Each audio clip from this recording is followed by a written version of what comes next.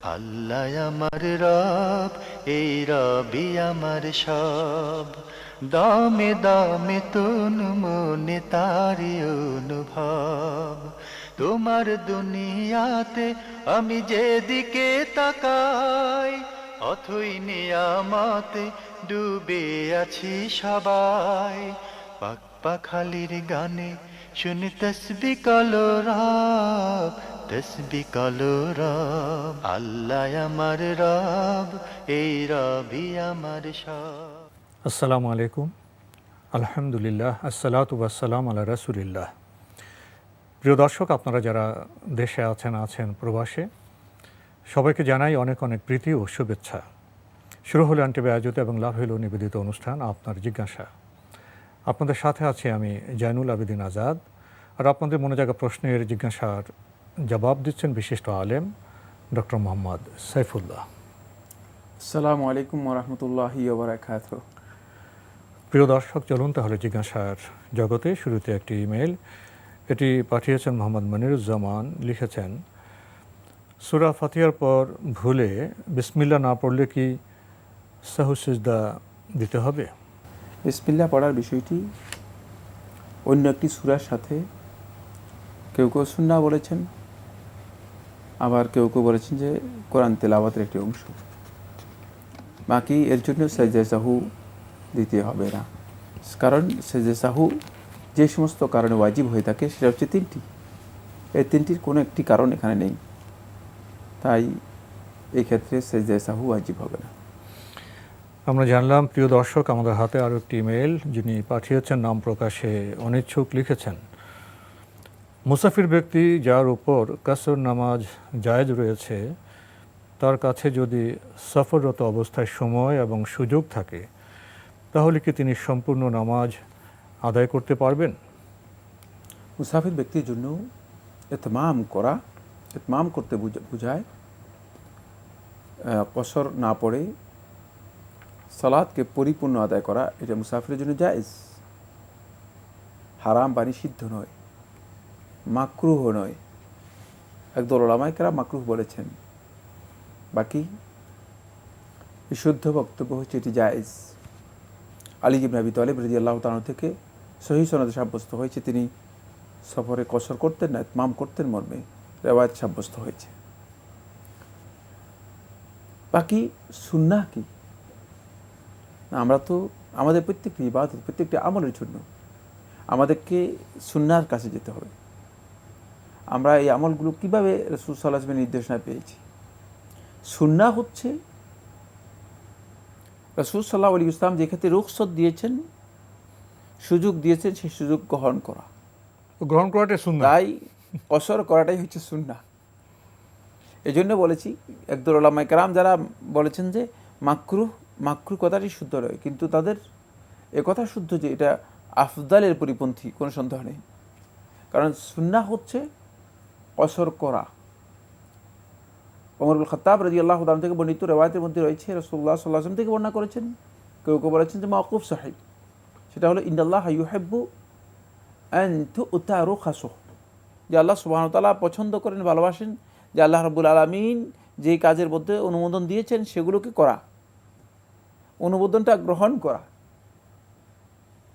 ফলে সিয়ামের ক্ষেত্রে আলী ইবনে দাউদ আদ-দাহিরি রাহিমাহুল্লাহ তাআলা তিনি তার বক্তব্যের মধ্যে উল্লেখ করেছেন, এটা তার মাযহাব। যদি মানে জুমহুর উলামায়ে কেরামগণ, অধিকাংশ উলামায়ে কেরামগণ এই মাযহাবকে, এই বক্তব্যকে গ্রহণ করেননি। বলেছেন যে ফাইদ্দাতু মিন আইয়ামিন উখার, যেটা আল্লাহ সুবহানাহু ওয়া তাআলা বলেছেন, যদি কেউ সফরে থাকেন অথবা অসুস্থ থাকে, তিনি ফাইদ্দাতু মিন আইয়ামিন উখার, অন্য দিনগুলোতে পূর্ণ করে দিবে। এখান থেকে বোঝা যায় যদি কষ্ট করে রমাদান মাসে সিয়াম পালন করে তাহলে তার সিয়াম হবে না। মানে এই বক্তব্য আলী ইবনে দাউদ আয-যাহিরির বক্তব্য, যেহেতু আল্লাহ তাআলা বলেছেন অন্য দিনের মধ্যে সেগুলো পূরণ করবে, তাহলে সেই ব্যক্তি আল্লাহর নির্দেশ বাদ দিয়ে অন্য দিনে পূরণ না করে, জোর করে নিজেকে কষ্ট দিয়ে, নিজের উপর চাপ সৃষ্টি করে, শারীরিক মানে কসরত করে তারপরে রমাদান মাসে সেটা পালন করলে তার এটা সঠিক হবে না। সুন্নাহ হচ্ছে কসর করা, সময় থাকুক বা আপনার সব সুযোগ সুবিধা থাকুক, তারপরেও কসর করাটা হচ্ছে উত্তম এবং সুন্নাহ। কিন্তু যদি কেউ কসর না করে ইতমাম করেন, এটা তার জন্য জায়েজ রয়েছে, যেহেতু এই মর্মে সাহাবায়ে কেরামদের আমল সাব্যস্ত হয়েছে। আপনার বক্তব্য থেকে একটি বিষয় উপলব্ধি করলাম জি। যে ইবাদতের ক্ষেত্রে, এই নির্দিষ্ট ক্ষেত্রে সফরের সময় নামাজ কসর করে দেওয়া মানে সহজ করে দেওয়া, সংক্ষিপ্ত করে দেওয়া, রোজা ভাঙার অনুমতি দেওয়া, এই বান্দার এই যে সীমাবদ্ধতা, দুর্বলতাকে দেখে আল্লাহ যে সহজ করার উপহারটা দিলেন, এই উপহারটা গ্রহণ করার মধ্যেই তো বোধ ইসলামের সৌন্দর্য এবং ইবাদতের আরও অনেক সূক্ষ্ম বিষয় এখানে জড়িত আছে। তাহলে তো আমাদের আল্লাহর এই উপহারটা গ্রহণ করেই তো আমাদের জন্য শ্রেয়। সূক্ষ্ম বিষয় একটাই, সেটা হচ্ছে ইবাদতের মৌলিক চেতনা হচ্ছে একটা আল্লাহর বিধানে আনুগত্য করা। মানে এই ক্ষেত্রে কোনো সন্দেহ নেই, আল্লাহর বিধানে আনুগত্য হচ্ছে এটা মেনে নিন। আল্লাহ সহজ করে দিয়েছেন, সহজ করে দিয়েছে, সহজটা গ্রহণ করব, সহজটাকেই গ্রহণ করবে। আমরা তো বান্দা, আল্লাহর বিধান মানে কাঠিন্যকে গ্রহণ করার কোনো দরকার নেই। প্রশ্নই আসে না। ইবাদতের চেতনা যেটা, সেটা হচ্ছে আল্লাহর বিধানকে মেনে নেওয়া, যেখানে যেটা বলেছেন তাই সেটাকে গ্রহণ করা। যেভাবে বলেছেন সেভাবে করাটাই হচ্ছে বিধান। আমরা জানলাম, প্রিয় দর্শক, আপনি আরও লিখেছেন, একটি সাধারণ জ্ঞানে বইয়ে দেখেছি ইসলাম ধর্মের প্রবর্তক হিসেবে হযরত মুহাম্মদ সাল্লাল্লাহু আলাইহি ওয়াসাল্লামের নাম লেখা, কিন্তু ইসলাম ধর্ম তো হযরত মুহাম্মদ মুস্তাফা সাল্লাল্লাহু আলাইহি ওয়াসাল্লামের জন্মের আগেও ছিল। তাহলে কি ইসলাম ধর্মের প্রবর্তক হিসেবে হযরত মুহাম্মদ মুস্তাফা সাল্লাল্লাহু আলাইহি ওয়াসাল্লামের নাম বলা ঠিক হবে? না, সাধারণ জ্ঞানের ওই ব্যক্তির জ্ঞানের মধ্যে মানে সাধারণ তুচ্ছ জ্ঞান, মানে পুরা জ্ঞান আসে নাই। ইসলাম ধর্মের প্রবর্তক মুহাম্মদ সাল্লাল্লাহু আলাইহি ইসলাম নন, এটা ভুল কথা। সাধারণ জ্ঞান অর্জন করার আগে তার উচিত ছিল যে ইসলাম সম্পর্কে জানা। ইসলাম এটি আল্লাহর পক্ষ থেকে একমাত্র মানবতার জন্য আল্লাহর পক্ষ থেকে মনোনীত দিন। সুতরাং প্রশ্নই আসে না যে ইসলাম ধর্মের প্রবর্তক মুহাম্মদ সাল্লাল্লাহু আলাইহি ইসলাম, যিনি এই মানে বক্তব্য লিখেছেন, তিনি ইসলাম সম্পর্কে একেবারেই নলেজ রাখেন না। আমরা জানলাম, প্রিয় দর্শক, আমাদের হাতে আরও একটি ইমেল, যিনি পাঠিয়েছেন নাম প্রকাশে অনিচ্ছুক, লিখেছেন, আমি আপনাদের অনুষ্ঠানে একজন নিয়মিত দর্শক। আমার মার 6 সন্তান, স্বামীর কাছ থেকে দুয়ানি সম্পত্তি পেয়েছেন, তা অন্য ভাই বোনদের না দিয়ে আমাকে দিয়েছেন। তাতে কি আমার মার কোনো গুনাহ হবে? প্রশ্নই আসে না। অন্য ওয়ারিসদেরকে বঞ্চিত করে মানে সম্পত্তি তাকে দিয়েছেন, আর তিনি আমাদের কাছে এটা মাসালা জিজ্ঞেস করতেছেন। নিজেকে জিজ্ঞেস করা দরকার প্রথমে, ইস্তাফতে কালবাক। আপনি একটু নিজেকে প্রশ্ন করুন, নিজের অন্তরকে প্রশ্ন করুন, এটা কি জায়েজ কিনা। তারপর আপনি আলেমের কাছে যান। মানে 6 জনের মধ্যে 5 জন তো বঞ্চিত হলো। 5 জনকে বঞ্চিত করে আপনাকে দেয়া কিসের ভিত্তিতে জায়েজ হবে? প্রশ্নই আসে না। এটি সবচেয়ে গ্রেট সিন, সবচেয়ে গ্রেট অপরাধ, বড় অপরাধ। এই কাজটি কিভাবে করতে পারে আরও একজন মা? তাহলে তিনি ওই সন্তানদেরকে জন্ম দেননি, নাউজুবিল্লাহ মিন যালিক। ওই সন্তানদের প্রতি তার এত বড় জুলম, আর এই জুলম দুনিয়াতে করে তিনি মনে করছেন যে পার পেয়ে যাবেন, দুনিয়াতেই এর জন্য শাস্তি পেয়ে যাবেন। খবরদার, এগুলো হারাম। এটা শরিয়ার এত স্পষ্ট মাসআলা যে এর জন্য কোনো আলেমের কাছে যাওয়ার প্রয়োজন নেই যে 5 জন ওয়ারিসকে সম্পূর্ণভাবে বঞ্চিত করে একজনকে সম্পত্তি লিখে দিবে, এরপর তিনি আবার আমাদের কাছে এই প্রশ্ন করবেন যে এতে আমার মা গুনাহগার হবেন কিনা। এই প্রশ্ন মোটেও প্রশ্ন নয়, এটি একেবারেই উজ্জ্বল বিষয়, স্পষ্ট বিষয়, যেখানে মা তো বঞ্চিত করে গুনাহ তো পেয়েছেন। গুনাহ তো অবশ্যই, গুনাহগার তো অবশ্যই হয়েছেন, এবং তিনি নিজেও গুনাহগার হবেন যদি তার এর সাথে কোনো ধরনের সম্পৃক্ততা থাকে। আপনি আরও লিখেছেন, 14 বছর আগে মার দেওয়া সম্পত্তির মূল্য ছিল 5 লক্ষ টাকা, বর্তমান মূল্য 1 কোটি টাকা। সমস্ত টাকা আমি আমার স্বামীর হাতে তুলে দিই, সেই টাকা দিয়ে আমরা বাড়ি করি। আমার স্বামী আমাকে বাড়ি 3 ভাগে 2 ভাগ দিতে চেয়েছেন, কিন্তু এখন সে বলে আমাকে কিছুই দেবে না, আমার সাথে খারাপ ব্যবহার করে। এতে কি আমার স্বামীর গুনাহ হবে? এই অবস্থায় আমি কি করব? আমার মা মারা গেছেন, আপনারা আমার মায়ের জন্য দোয়া করবেন। আপনি পরের যে মাসালাটি জিজ্ঞেস করে মানে করেছেন, এটা আগের মাসালা, মানে আগের থেকে এসেছে। আমরা ছোটোবেলা যখন পড়তাম তখন আমাদেরকে উর্দুতে একটা জিনিস শেখানো হয়েছে, সেটা হচ্ছে লাথি পিছে আয়া হয়। লাথিটা পিছন থেকে আসছে, বুঝতে পেরেছেন? বলে আমি লাথি দিই নেই, লাথি আসছে পিছন থেকে, মানে কারণ বরাবর পিছন থেকে আসতেছে আর কি। কারণ জুলম এভাবেই হয়, জুলম এর উপর জুলম হয়। একটা জুলুম হয়েছে আগে, এখন আরেকটা জুলুম হচ্ছে। এই জন্য আল্লাহ সুবহানাহু ওয়া তাআলা সূরাতুল বাকারার 276 নম্বর আয়াতের মধ্যে বলেছেন, ফালা তাজলিমুন ওয়ালা তুজলামুন, তোমরা নিজেরা জুলুম করবে না, তোমাদের উপরে জুলুম করা হবে না। খুবই এটা একেবারেই মানে একটা মূলনীতির মতো। লা তাজলিমুন, নিজেরা জুলুম করবে না, লা তুজলামুন, তোমাদের উপরে জুলুম করা হবে না। জুলুম থেকে বাঁচতে হলে অবশ্যই অবশ্যই নিজের জুলুম থেকে নিজেকে মুক্ত করে নিতে হবে। আপনি ঠিক একই কথাই, একই জিনিসের মুখোমুখি হয়ে গিয়েছেন। এখন তিনি মজলুম। হ্যাঁ, এখন আপনি মাজলুম। আগে হয়তো আপনি জানি না কতটুকু আপনার সম্পৃক্ততা সেখানে ছিল, আপনি সেটা এখানে এই প্রশ্নের মধ্যে উল্লেখ করেননি, কিন্তু যদি সেদিকেই আসে, পিছন থেকে মানে এসেছে, আঘাত পিছন থেকে এসেছে, জুলুম পিছন থেকে এসেছে, এক্ষেত্রে আপনার স্বামী জালেম, সেও জালেম, করে সন্দেহ নেই। গুণ তো হবেই। সেক্ষেত্রে স্বামীকে আপনি এভাবে লিখে দেয়া, কোনো লেনদেনের ক্ষেত্রে ইসলামী শরীয়ত এই বিষয়কে অনুমোদন দেয় না যতক্ষণ পর্যন্ত সেই লেনদেন যতই ক্ষুদ্র হোক লিখিতভাবে মানে সম্পাদিত না। মানে পুরো টাকাটা 1 কোটি টাকা স্বামীর হাতে তুলে দিয়েছে, হ্যাঁ। স্বামী যা ইচ্ছে তাই করছে। এক্ষেত্রে উচিত ছিল সেটা হলো বৈধ পদ্ধতিতে লেনদেনগুলো করা এবং এর জন্য লিখিত কাগজপত্র, চুক্তিপত্র থাকা। যেহেতু আপনি লিখিত চুক্তিপত্র রাখেননি, এই জন্য আপনি এখন এই জুলমের শিকার হয়েছেন। এখন এক্ষেত্রে আপনার স্বামী যদি আপনাকে না দেয় তাহলে আপনি মাজলুম, কোনো সন্দেহ নেই। স্বামীর কাছে যদি আপনার এই হক আদায় করতে চান, সেক্ষেত্রে যদি কোনো বৈধ প্রমাণ থাকে, প্রমাণের মাধ্যমে তার কাছে দাবি করার জন্য চেষ্টা করা যেতে পারে, দাবি করতে পারেন এবং তাকে স্পষ্ট করে এটি বলতে পারেন যে এই দাবি কিন্তু শুধু এখন দাবি করছি তা নয়, এটা কিয়ামত পর্যন্ত দাবি হিসেবে থেকে যাবে। বৈধ যদি কাগজপত্র থাকে সেভাবে করতে পারেন। এক্ষেত্রে আপনি আপনার মায়ের জন্য দোয়া চেয়েছেন, আল্লাহ তার মৃত্যু হয়েছে বলেছেন না? মৃত্যু হয়েছে। আল্লাহ তাকে ক্ষমা করে দিন ভুল ত্রুটি যেগুলো আছে। তবে তার বড় ধরনের ভুল ত্রুটির মধ্যে একটি, যেটা আপনি এখানে উল্লেখ করেছেন, সেটা হলো মানে নিজের সন্তানদেরকে বা সম্পদের ওয়ারিশ যারা রয়েছে তাদেরকে মাহরুম করে, বঞ্চিত করে একজনকে সম্পদের পরিপূর্ণ মালিকানা করে দেয়া, এই কাজটি তিনি সঠিক করেননি। আমাদের হাতে একটি চিঠি, এটি পাঠানো হয়েছে পাহাড়তলী হাজি ক্যাম্প থেকে, পাঠিয়েছেন জুবাইর বিন সেলিম। লিখেছেন, আগের চিঠি আপনার আরেকটি প্রশ্ন রয়ে গিয়েছিল।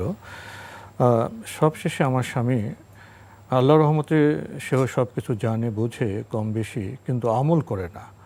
নিয়মিত আপনাদের অনুষ্ঠানও দেখে, খুব দ্রুত নামাজ পড়ে এবং খুব দ্রুত কোরআন তেলাওয়াত করে, কিন্তু সংসারে অন্যান্য দিক খুব সুন্দর করে পরিচালনা করে।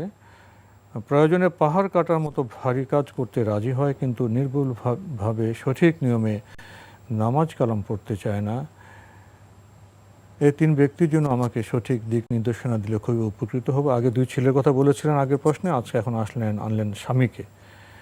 আর যদি প্রতিদিন তাদের এই সমস্যার সমাধানে লক্ষ্যে রব্বুল আলামিনের কাছে 2 রাকাত নফল নামাজ পড়ি, সেটা কি বিদআত হবে? এক্ষেত্রে বলবো যে তাকে বোঝানোর জন্য আপনি চেষ্টা করুন সর্বোচ্চ, এর বাইরে আপনার কোনো দায়িত্ব নেই।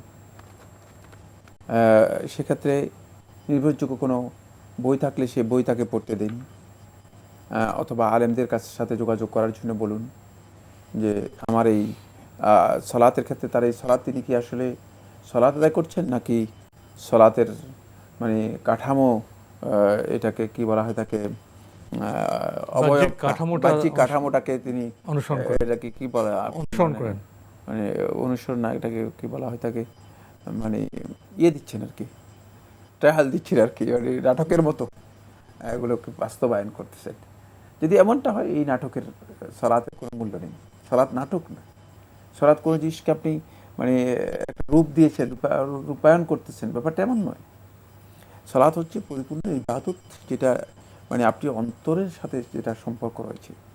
সলাতের প্রতি আপনি যে তাখফিফের কথা বলেছেন, আর যদি সঠিক হয়ে থাকে তাহলে সলাৎই হচ্ছে না। তা জানি না আপনি আসলে কি বুঝিয়েছেন, মানে তাড়াহুড়ো করে সলাৎ আদায় করে থাকেন, কোরআন তেলাওয়াতের মধ্যে তাড়াহুড়ো করে থাকেন না, এগুলো ধীরস্থিরতার সাথে তেলাওয়াত করতে হয়, এগুলোর আদব আছে, সে আদব অনুযায়ী তেলাওয়াত করতে হয়। এই বিষয়গুলো তাকে বোঝানোর জন্য চেষ্টা করেন, একজন আলেমের মাধ্যমে বোঝানোর জন্য চেষ্টা করেন।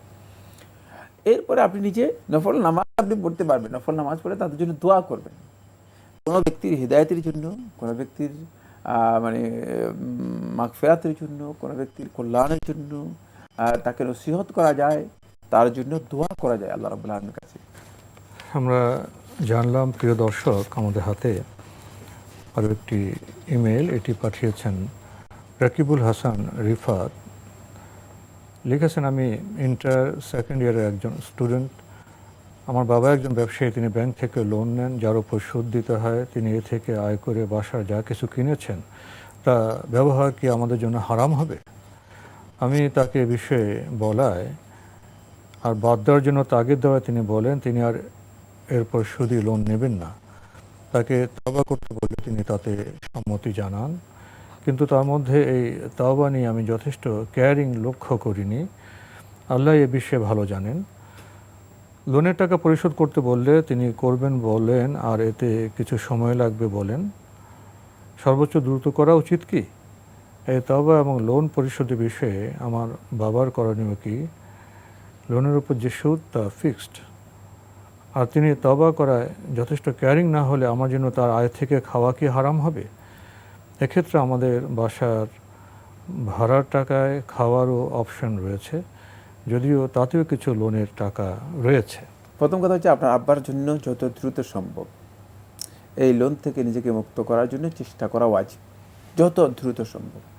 এই বিষয়টি তাকে বোঝানোর জন্য চেষ্টা করুন। তিনি যতক্ষণ পর্যন্ত আসলে সুদ থেকে নিজেকে মুক্ত করতে পারলেন না, ততক্ষণ পর্যন্ত তিনি অনিরাপদ,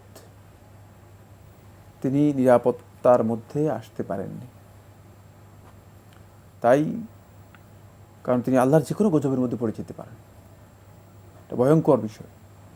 জন্য যত দ্রুত সম্ভব তাকে এখান থেকে মুক্ত করার জন্য বুঝিয়ে শুনিয়ে আলোচনা করে যেভাবে হোক নসিহতের মাধ্যমে তাকে এই সুদ থেকে বের করার জন্য সর্বোচ্চ চেষ্টা করুন।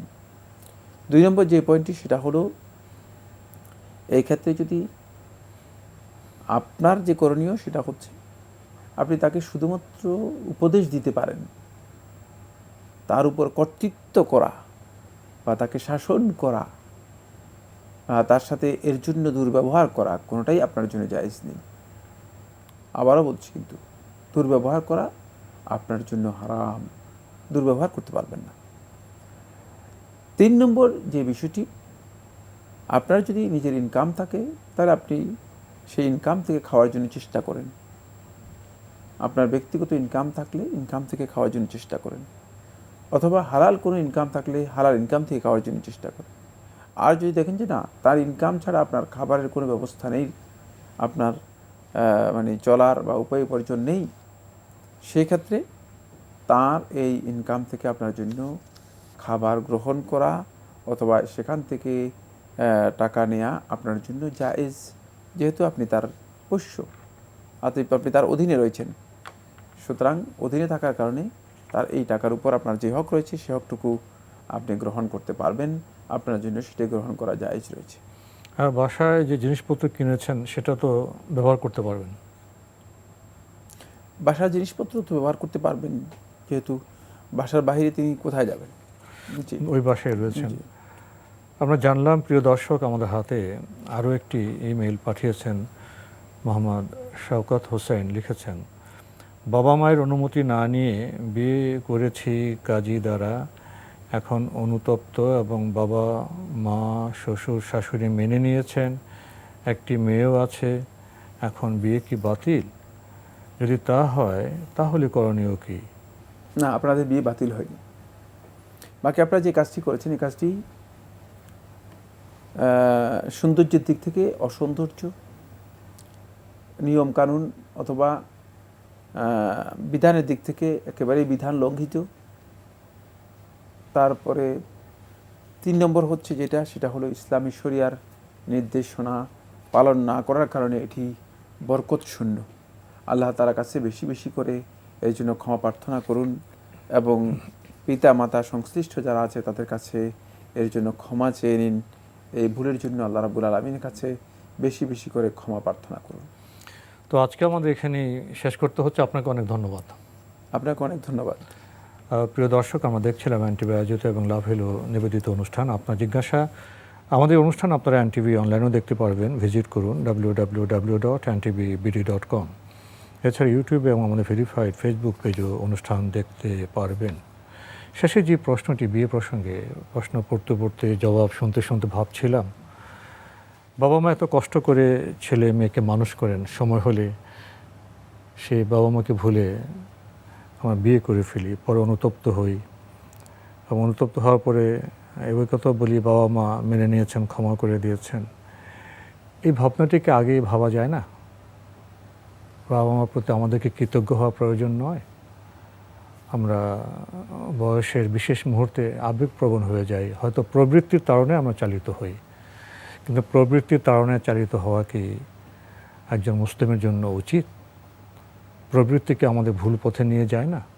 আসুন, শুধু বিয়ে শাদী কেন, সব ব্যাপারেই আমরা প্রবৃত্তির তাড়নে না চলে মহান আল্লাহ যে বিধান দিয়েছেন, রাসূল সাল্লাল্লাহু আলাইহি ওয়াসাল্লাম যে মানহাজ কর্মপদ্ধতি দিয়েছেন, সেটা আমরা অনুসরণ করি, তাহলে আমাদের জীবন সুন্দর হবে।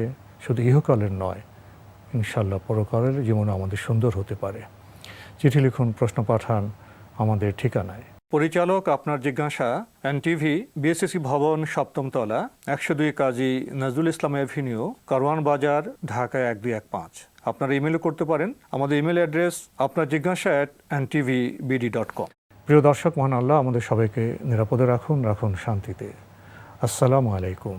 আল্লাহ আমার রব, এই রবি আমার সব, দামে দামে তুন মনে তারি অনুভব। আল্লাহ আমার রব, এই রবি আমার সব।